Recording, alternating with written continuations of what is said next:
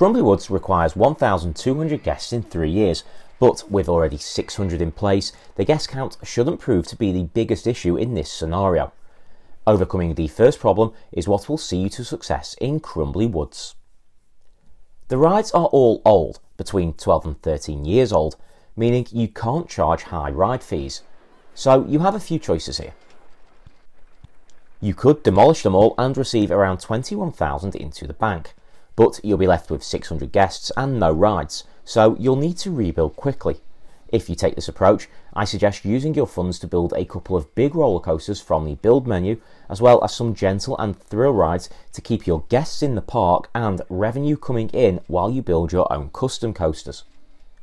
Your second choice is what I did in my How I Beat playthrough video.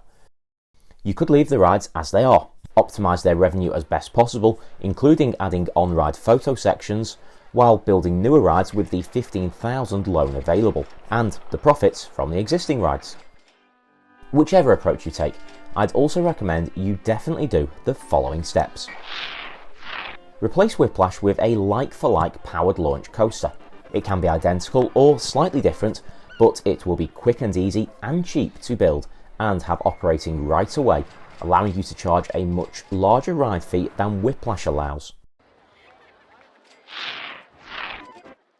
Replace all your static rides. Deleting them and replacing them with identical new rides in the same place takes a matter of seconds and allows you to charge a full ride fee for each one. Crazy Critters. The ride is just too long. Guests wait forever to get on, and when they do, they want to get off, and it's taking up a load of space. But it does have some nice scenery and underground-overground sections. It would seem a shame to simply remove all of this, and there is plenty of land in this park. So delete the ride, but use the track footprint to add a new car ride and a water ride such as a log flume. This is a wet park. It rains a lot, so make sure to build any ride which counts as indoors to ensure guests can still give you ride entry fees when it rains. 3D Cinema, Dodgems and Motion Simulator are all good additions on top of the Haunted House and merry-go-round you begin with. Finally, be creative. If you've overcome the hurdle of old rides, you should still be above 600 guests at the end of year 1.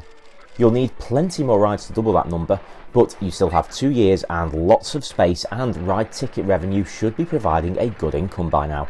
So be creative as you add some much larger coasters to your park.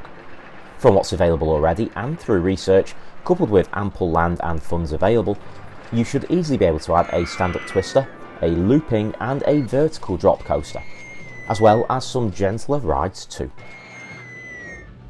And those are my top tips to beat Crumbly Woods. Check out my How I Beat video to see exactly how I played this scenario.